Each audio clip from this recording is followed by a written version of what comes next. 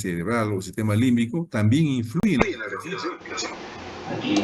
A nivel de hipotálamo, está presente un grupo de neuronas que se encargan de la modulación de la temperatura corporal. Ahí llega la información de los termorreceptores, localizados periféricamente, ¿no? De tal manera que cuando la temperatura se incrementa, ocurre en verano, por ejemplo, acá la frecuencia respiratoria se incrementa. Si la temperatura disminuye, la frecuencia respiratoria también disminuye. Y todo eso lo hace a través del hipotálamo, que está conectado con los centros respiratorios para provocar un aumento o una disminución de la frecuencia respiratoria. La corteza cerebral, por ejemplo, ya mencionamos también que hay un control voluntario de la función de los músculos respiratorios. Dijimos que los músculos respiratorios son parte de un grupo de músculos producidos por voluntarios. Pero también mencionamos el hecho de que ese control voluntario es hasta cierto punto, hasta que lo permiten los centros automáticos de control de la respiración. Que, por ejemplo, nosotros a voluntad podemos aumentar la frecuencia respiratoria. Si pensamos en ello, podemos aumentarla. Podemos disminuirla. Inclusive podemos dejar de respirar. Pero si dejamos de respirar, si queremos dejar de respirar, por ejemplo, lo podemos hacer. Pero hasta que el centro automático de control de la respiración entra para allá. ¿Y cuándo ocurre eso? Por ejemplo, si dejamos de respirar, ¿qué es lo que provoca eso en el torrente circulatorio con respecto a los gases respiratorios? ¿Qué provoca dejar de respirar? Provoca una disminución del PO2, pero sobre todo provoca un aumento de la PCO2, un aumento en la concentración de CO2. Y ese aumento en la concentración de CO2 es un estímulo potente para incrementar la frecuencia respiratoria. Esa información le llega al centro de control y entra para allá sin control, para que pueda respirar. No, a este punto se denomina punto de quiebre, punto de ruptura o punto de quiebre. Cuando el control automático, digamos, entra a tomar el control de la respiración. Aunque sea que nosotros podamos continuar dejar de respirar, tenemos que hacerlo obligatoriamente porque es un control automático que entra a batallar. El sistema límbico, en este caso las emociones, probablemente que pueden también provocar un cambio en la respiración. Cuando trata de esa dificultad, por ejemplo, de que una persona cuando recibe una noticia, por ejemplo, triste, ¿no? Como el conocimiento familiar, por ejemplo, familiar directo, eso puede provocar en una persona que está muy sensible, por ejemplo, puede tratar de se desmaya, pero se desmaya de verdad, no aquellas probablemente que lo hacen en fibretismo.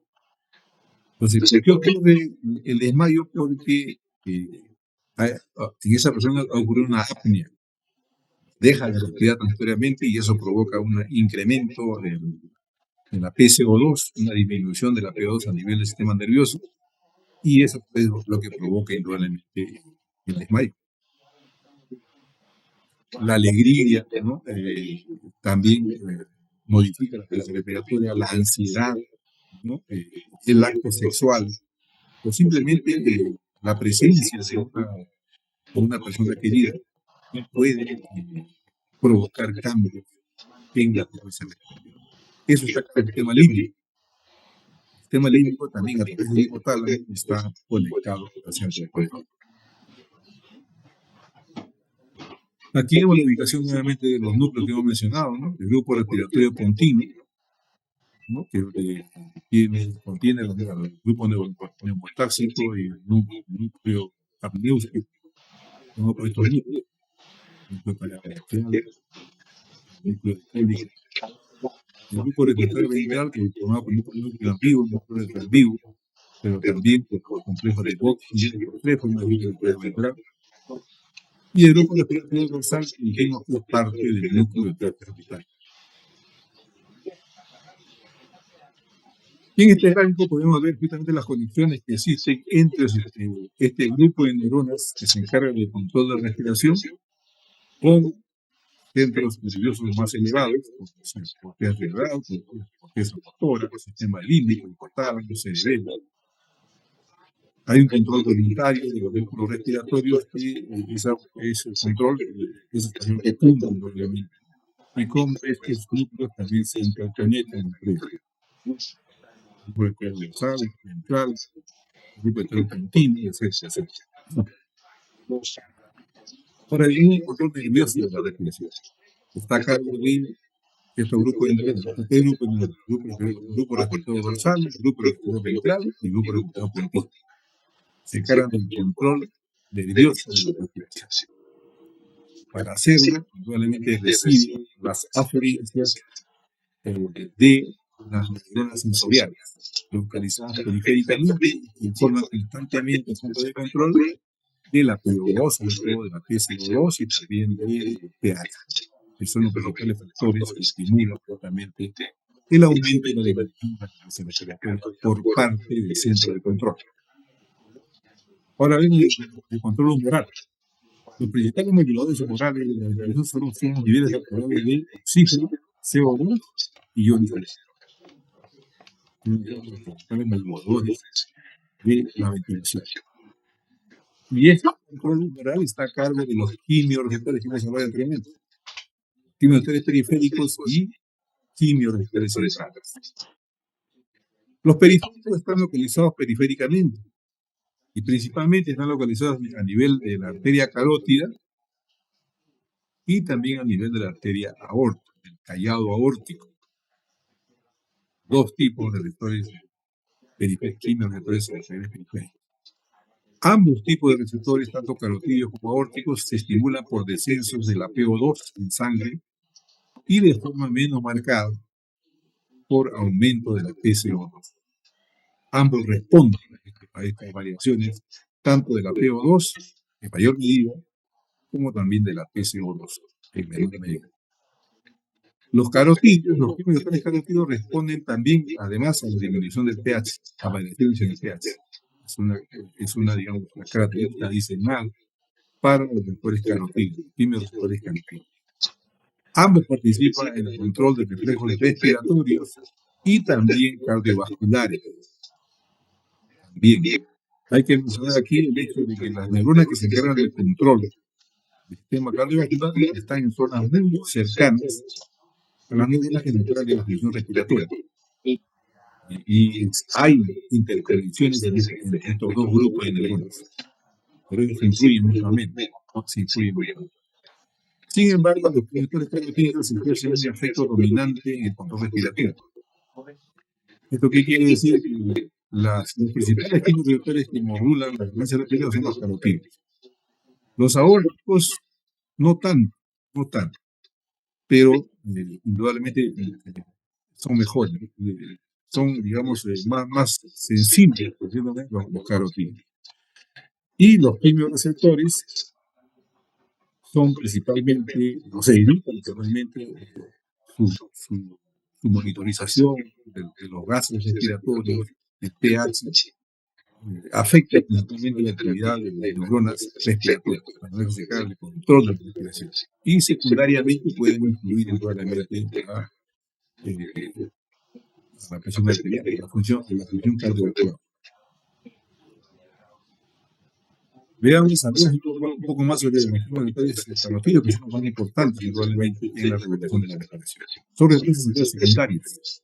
Estamos hablando por dos tipos de receptores. En primer lugar, los receptores sensoriales pueden ser dos tipos, primarios y secundarios. Estos son secundarios.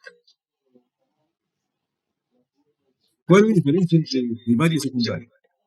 El receptor sensorial primario es parte de una neurona, es una terminación nerviosa.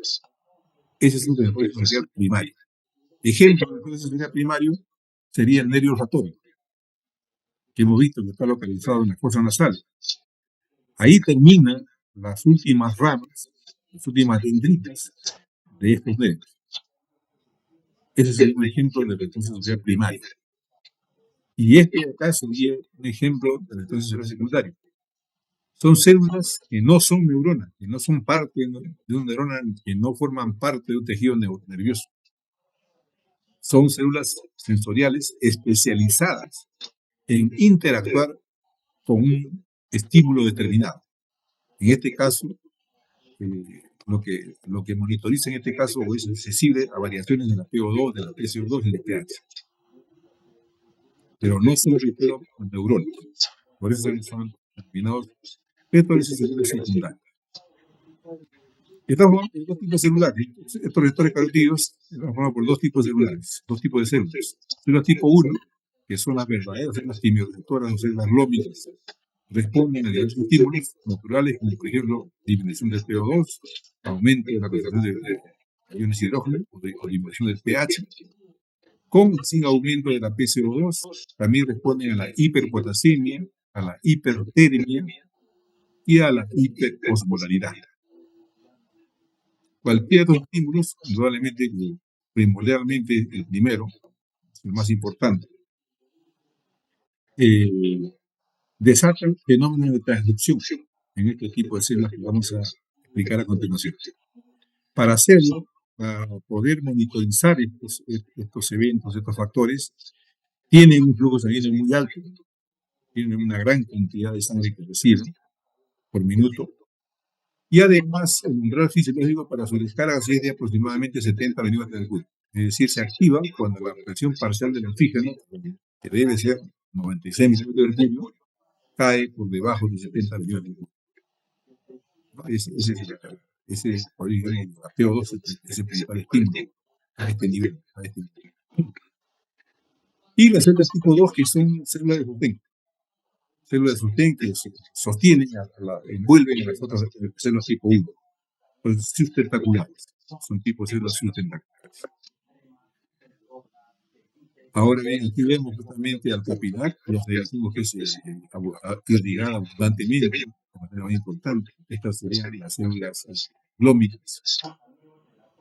Y esta sería la rama nerviosa que está en contacto estrecho con esta célula glómica. Esta célula glómica, en su mecanismo de transducción, va a provocar la activación de esta neurona. Primero, de esta célula glómica. Justamente a nivel de las células glómicas existe, por ejemplo, este canal de potasio, es un canal de potasio sensible a oxígeno. Quiere decir, cuando la concentración, cuando la PO2 está en 96, por ejemplo, este canal está abierto. Tiene unido a una zona determinada de ese canal, esa proteína, oxígeno, y eso provoca indudablemente que ese canal esté abierto. De manera que ese canal de potasio está saliendo, realmente está siendo reingresado por una bomba de TPA, etc. De manera que ahí es el estado basal, normal, a una PO2 normal. ¿Qué sucede cuando baja la PO, la presión parcial del oxígeno arterial? Este canal que estaba abierto normalmente a una PO2 normal se cierra. ¿Por qué? Porque el oxígeno se separa de este canal, esta proteína, y esta proteína responde cerrándose. Disminuye la permeabilidad al potasio de esta membrana de la célula glómica. Se acumulan, por lo tanto, cargas positivas dentro de la célula, y esa base provoca que la célula se despolarice. Esta despolarización provoca o estimula, en todo caso, la exocitosis de vesículas que contienen un neurotransmisor. Este neurotransmisor es la dopamina. Y esta dopamina liberada se une a este terminal nervioso que inerva. Recuerden, esta figura aquí está inervando el terminal nervioso a esta célula glómica. Entonces, a esta célula, digamos, se une a estos receptores canal, provoca un flujo de sodio en este terminal nervioso y la activación, la formación de un potencial de acceso, que va a ser conectado por vía neural indudablemente hacia el centro de control. De esta manera se informa, por ejemplo, que la PO2 ha disminuido. Y ocurre en los quimiorreceptores, sobre todo carotídeos. Carotídeos considerado que el cuerpo carotídeo contiene dopamina, almacenada en vesículas, simplemente que se liberan de acuerdo a citocina, con el cambio de la polarización de la membrana. Tiene un alto triglicérido en el ramo de tejido, que son los tejidos que mayor y mejor ligados están en el organismo, y tiene un alto consumo de oxígeno. Esa es la característica de estos cuerpos carotídeos. El otro tipo de receptores que hablamos son periféricos, estamos hablando de características quimiorreceptores carotídeos, y los centrales. Los centrales están localizados en el sistema nervioso central, de ahí viene su nombre, quimiorreceptores centrales. Están ubicados en las áreas quimiosensibles centrales en la superficie ventral del bulbo raquídeo, muy cerca del núcleo del tracto sanitario, donde están también muy cerca de donde están tanto el núcleo respiratorio nasal como el bulbo respiratorio ventral. La posición de los quimiosensibles en relación con los capilares y las indicaciones de los raquídeos. Este grupo de estos quimiorreceptores centrales son sumamente sensibles, sobre todo al pH. Responden de manera mayoritaria al pH, a variaciones en el pH. Un pH ácido lo va a indudablemente estimular, un pH básico lo va a inhibir. De tal manera que son sensibles, sobre todo, a la concentración de iones de hidrógeno o al pH. Son sensibles que responden a cambios en la composición química de la sangre o del medio que los rodea, sobre todo el medio que los rodea, indudablemente, pero también la sangre tiene mucho que ver con ese medio que los rodea. Se sitúa en la superficie ventral del bulbo y su principal estímulo, como dije anteriormente, es la concentración de iones de hidrógeno, sobre todo en el líquido extracelular que los baña, que rodea a esa neurona. La composición de ese líquido extracelular en contacto con los quimiorreceptores centrales está determinado por la composición del líquido cefalorraquídeo, el flujo sanguíneo y el metabolismo local. El metabolismo local produce iones de hidrógeno, todo el metabolismo produce iones de hidrógeno. El flujo sanguíneo puede indudablemente proporcionar también o modificar la composición de ese líquido cefalorraquídeo. Composición de iones. Vamos a ir justamente a continuación. Supongamos que el flujo sanguíneo contiene una gran cantidad de CO2. ¿Qué es lo que pasa con el CO2? El CO2 difunde fácilmente a través de la membrana. Sin embargo, la difusión de sustancias a través de la barrera hematocefálica, que es una barrera protectora presente en el sistema nervioso, esta barrera protectora, esta barrera hematocefálica, impide, por ejemplo, que sustancias hidrofílicas puedan regresar. Por ejemplo, el ion hidrógeno es muy hidrofílico, no puede regresar.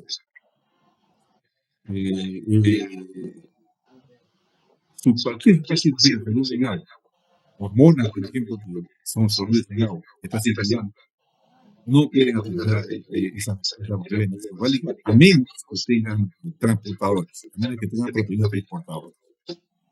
De tal manera que el flujo, el pasaje de la sangre hacia el tejido neural de sustancias hidrosolubles es muy difícil, a menos que tengan transportadores de peso.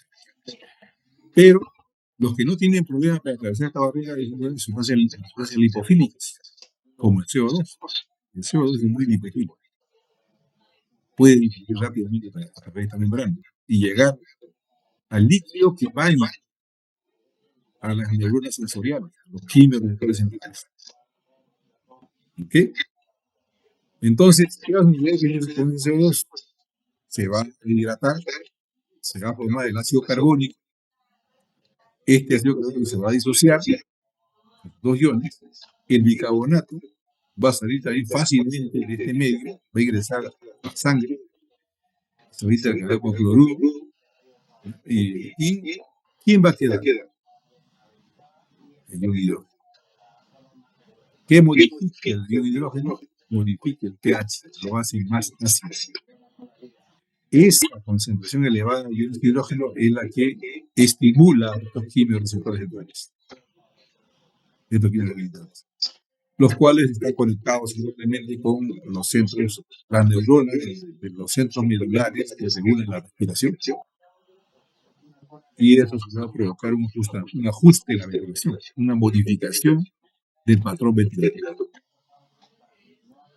Entonces, variaciones de CO2 a nivel sanguíneo, por ejemplo, pueden modificar indudablemente la actividad de estos quimiorreceptores. Modificación del pH, por ejemplo, a nivel de la sangre, no modifica nada la actividad de estos centros quimiorreceptores centrales. ¿Por qué? Porque el hidrógeno no difuye no atraviesa el pH, por lo tanto, de la sangre, no influye en las actividades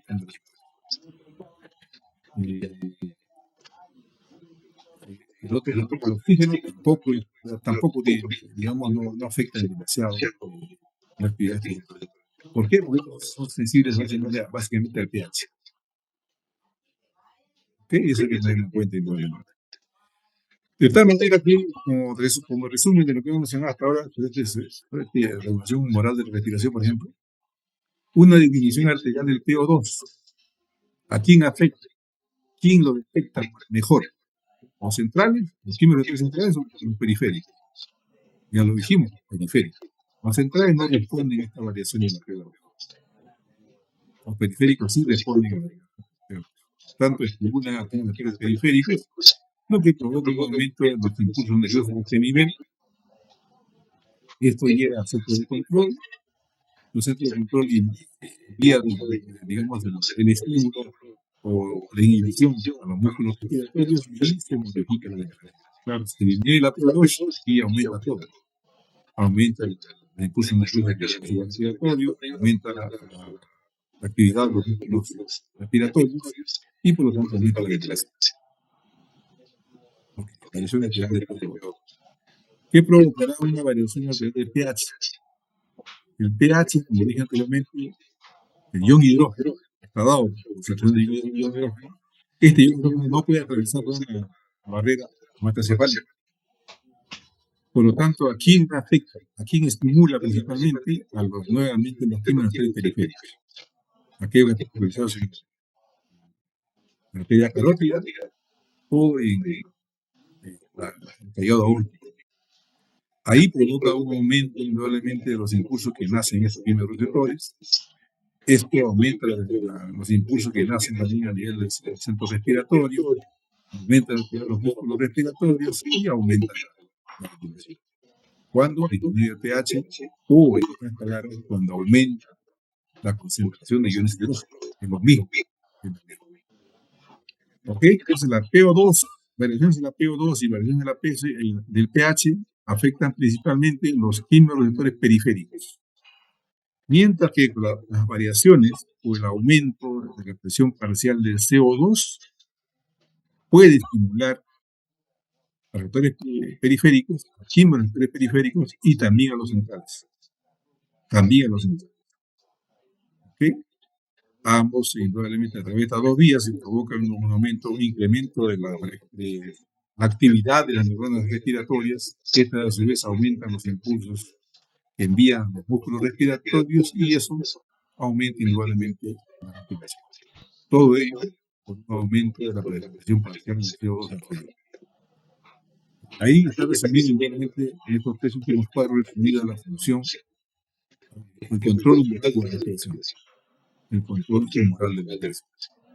Aquí está resumido, por ejemplo, los centros nerviosos, el potasio, la neutro, parte de continua, se modulan mutuamente en primer lugar y también son capaces de modular la actividad de los centros vulvares, respiratorios, y vemos que existen los receptores periféricos, centrales y la respiración pulmonar, así como también la actividad de los músculos respiratorios. Vías nerviosas ascendentes que conducen los estímulos desde los quimiorreceptores hasta el centro de control. Todas las experiencias que nacen del callado aórtico se dirigen al centro de control utilizando el nervio vago. El nervio vago conduce las experiencias desde el callado aórtico. Mientras que los que nacen en la arteria carótida se dirigen al centro de control a través del nervio glosofaríngeo. En realidad el primero es el nervio del seno carotídeo, nervio del seno carotídeo, que es una rama del nervio glosofaríngeo, ¿no? Y de esa manera se dirigen hacia el centro de control. En cuanto a las vías descendentes, son aquellos axones nerviosos que inervan a los músculos respiratorios. Son axones nerviosos del núcleo del ciclo unitario que se dirigen a los motos del nervio freno, por ejemplo, y del núcleo ambiguo a la neurona motora de los músculos respiratorios y accesorios de la respiración. Control neurológico de respiración, hay un control central voluntario, ya lo mencionamos, esa voluntariedad, ese control central es cierto límite. Está el control central inconsciente, reflejo de origen pulmonar y central muscular. Vamos a hacer uno de ellos. Entonces, la central voluntaria, la actividad vestibular puede ser modificada de forma voluntaria para cuidar la potencia cerebral, pero solo de una forma temporal, ya que los cambios fisiológicos secundarios de la estimulación ventilatoria terminan por imponer un control automático. El punto de ruptura que hemos mencionado anteriormente. Podemos modificar nuestro patrón ventilatorio hasta que el sistema automático lo permita. Va a llegar un punto en el cual indudablemente el control automático va a tomar la batuta, va a tomar el control. Control central inconsciente. Las emociones que también dije anteriormente influyen marcadamente en la ventilación.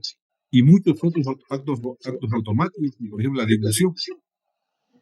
La respiración tiene que, digamos, sincronizarse adecuadamente con la deglución. Cuando comemos, se debe sincronizar automáticamente, probablemente esta sincronización ocurre automáticamente, para que no infatoremos, para que los alimentos no ingresen con las lácteas, por ejemplo. Con eso tiene que coordinarse estos dos sistemas, estos dos mecanismos. La formación para poder emitir sonidos y comunicar, probablemente requiere una modificación de la ventilación. La tos, el estornudo, también son reflejos defensivos en este caso, que tienen que estar sincronizados con una adecuada ventilación. La preparación para el ejercicio, de igual manera. No sé qué se me cuenta, pero nosotros nos preparamos, no conocemos el ejercicio, nos preparamos para hacer ejercicio. Por ejemplo, ya nuestra capacidad respiratoria ya está incrementada, ya está listo el organismo para responder a ese ejercicio, a esa exigencia. Entonces, todos estos eventos involucran una adecuación automática del riesgo respiratorio que es comandada por vía neurológica, por vía sistema nervioso. Reflejos de origen pulmonar. En el pulmón existen 3 tipos de receptores, cuya información va a los centros respiratorios a través del nervio vago. Primero, hay receptores de estiramiento, distensión. Hay sensores, en este caso, mecanorreceptores, localizados en la capa muscular lisa, la tráquea y los bronquios, que informan constantemente del grado de tensión, si la pared bronquial o traqueal está expandida o está reducida, estrechada. Esa información se lleva y se envía y llega al control, para de esa manera adecuar los movimientos ventilatorios. Esa información se usa, por ejemplo, para darle fin a la inspiración y para que empiece la expiración, y viceversa, para darle fin a la inspiración y que empiece la inspiración. Es una cuestión importante. Hay receptores de sustancias irritantes. En este caso, son receptores nerviosos que inspiran de terminaciones nerviosas libres, terminaciones nerviosas libres, localizadas en la mucosa, en el epitelio de la vía bronquial.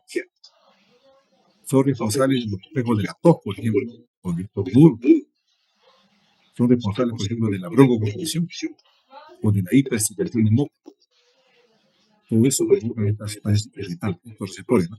Cuando son estimulados, por sustancias irritantes. Y están los receptores justacapilares y la fibra C, ¿no? Se encuentran a nivel de los bronquios, por ejemplo, la fibra C, conjuntamente con el estiramiento, hay fibra C que informan de las distensiones de los bronquios, de grado de bronquios. Y además, los receptores J, justacapilares, están localizados en el tejido pulmonar, parénquima pulmonar. Informan también del estado en el cual se encuentra este parénquima pulmonar, el intersticio. Está, por ejemplo, incrementado cuando hay, por ejemplo, un edema pulmonar, un edema intersticial. Esos receptores informan de que se está produciendo un incremento de líquidos ahí, en ese sector del pulmón.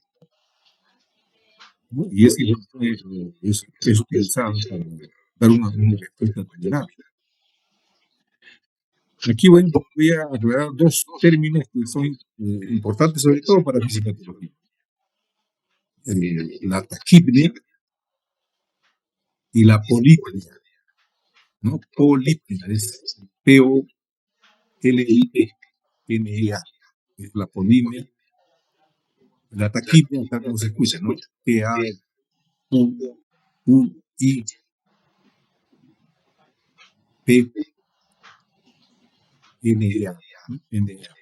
Taquipnea. Ambas tienen que ver con el incremento de la frecuencia respiratoria. Incremento de la ventilación. La primera, la polipnea, por ejemplo, se refiere básicamente al incremento de la frecuencia respiratoria cuando hacemos ejercicio. Nosotros seguimos corriendo, saltamos, jugamos fomito, jugamos vóley, por ejemplo, indudablemente ahí se incrementa la frecuencia respiratoria. Y eso se llama polipnea. No, ahí no solamente se incrementa la frecuencia respiratoria, sino que se incrementa la profundidad de los movimientos respiratorios. Nuestra hipertensión es más profunda, ¿no? Y nuestra hipertensión más bien. Esa es la polipnea. Pero cuando, por ejemplo, ocurre un edema pulmonar, un edema intersticial, lo que se estimula son los receptores J, envían esa información al centro de control. Y el centro de control responde incrementando la frecuencia respiratoria, más no la profundidad de estos movimientos respiratorios. A este incremento de la frecuencia respiratoria, pero no la profundidad de lo mismo, se denomina taquipnea. La taquipnea, por lo tanto, es un incremento de la frecuencia respiratoria, pero no acompañado de la profundidad de estos movimientos. Por lo tanto, es una respiración rápida superficial. Eso no es una respiración rápida superficial o taquipnea. ¿Vale? No necesariamente nosotros voy a un tipo de mayor cantidad de oxígeno a nivel de los tejidos. Simplemente todo debido a la respiración patológica. Y eso es por eso importante la justacapilar. A nivel muscular hay un sistema conocido como sistema GAMA, que se encarga que son receptores que miden la elongación muscular y que envían esa información al centro de control también internamente. Forma parte de muchos músculos, como los intercostales, el diafragma, también están presentes indudablemente en los músculos esqueléticos. Esta información se usa para controlar la potencia de la contracción muscular y participa en la sensación de disnea en los esfuerzos respiratorios. Para los respiratorios, ya anteriormente, esto básicamente influye en la frecuencia respiratoria, pero fundamentalmente lo que controlan estos respiratorios son la presión arterial. La estimulación total de la los senos carotidos por el aumento de la presión arterial puede causar hipoventilación o apnea refleja. Puede afectar la frecuencia respiratoria, el patrón ventilatorio. Una disminución de la presión arterial puede causar una hiperventilación, pero su duración es muy breve. Fundamentalmente están diseñados para monitorizar, para controlar la presión arterial. Actúan regulando la presión. Dolor y temperatura. La estimulación de las cosas calientes causa un cambio en la respiración. El dolor causa, el dolor, por ejemplo, intenso. El dolor intenso causa apnea e hiperventilación. Apnea es cuando dejamos de respirar momentáneamente. ¿Okay? El calentamiento de la piel produce hiperventilación. El calor produce hiperventilación. El descenso de la temperatura, el frío, produce una disminución de la frecuencia respiratoria. Y muchas veces las personas pueden morir por estar expuestas a un frío extremo. ¿No? Eso, el frío extremo, probablemente va disminuyendo la frecuencia respiratoria hasta que esta cesa lentamente.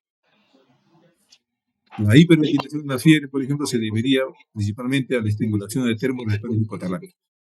Ahí tiene que ver mucho el hipotálamo y sus conexiones indudablemente con los centros vulvares de control de la respiración. Por tanto, ya recapitulando rápidamente, el patrón ventilatorio puede modificarse por, primero, efecto de la voluntad. Hasta cierto punto, sí, supuesto, se puede modificar. Por variaciones metabólicas, es decir, por el consumo de oxígeno y la producción de CO2. El metabolismo celular es el que consume el oxígeno y produce CO2. Por cambios en el pH, la presión parcial del oxígeno, la presión parcial del CO2, que puede ser producido por causas fisiológicas como por patológicas. Algunas neumopatías o neumopatías pueden provocar variaciones en esa PO2, PCO2 y pH. También se puede modificar el patrón respiratorio por la estimulación de los receptores intrapulmonares. Después de la pulmonar, la neumonía, el asma, pueden estimular los receptores J de otras cantidades. Pueden estimular la fibra C. Y de esa manera modificar el patrón respiratorio. También puede modificarse por depresión y estimulación de receptores periféricos. Sabemos que responden fundamentalmente en nivel PO2. Y la depresión y estimulación de los receptores centrales que responden principalmente al pH. Todos estos factores pueden modificar el patrón respiratorio. Y eso sería todo conmigo. Si tuviera alguna pregunta sobre el tema tratado.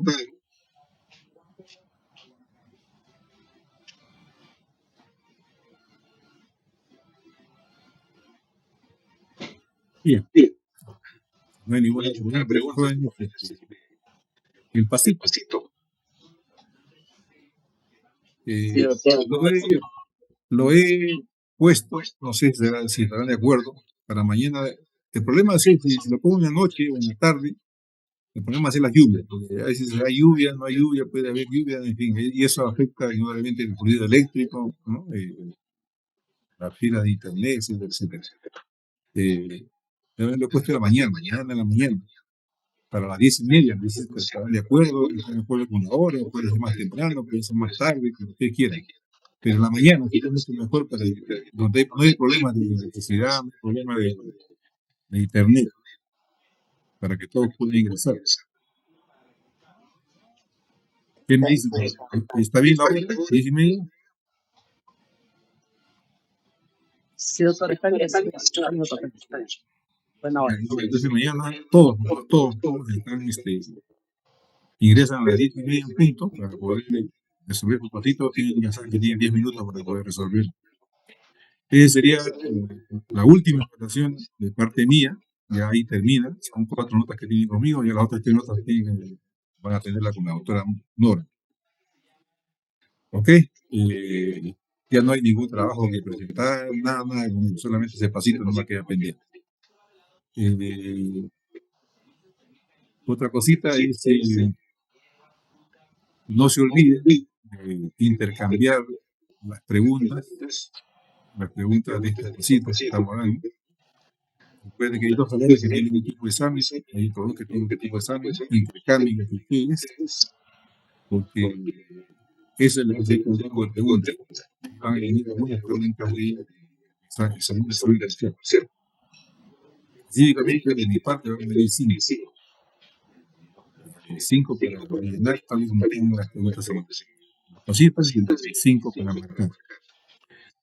Creo que la doctora tiene varias preguntas, no sé muy bien, consúltalo con ella, converse con ella, para que ustedes tengan, en fin, detalles de ideas que lo puedan proveer el curso sin problema. ¿Sí? Lista,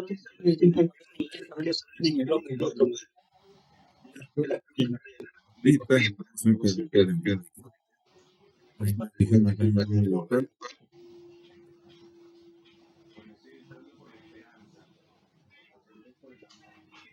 A ver, un momentito.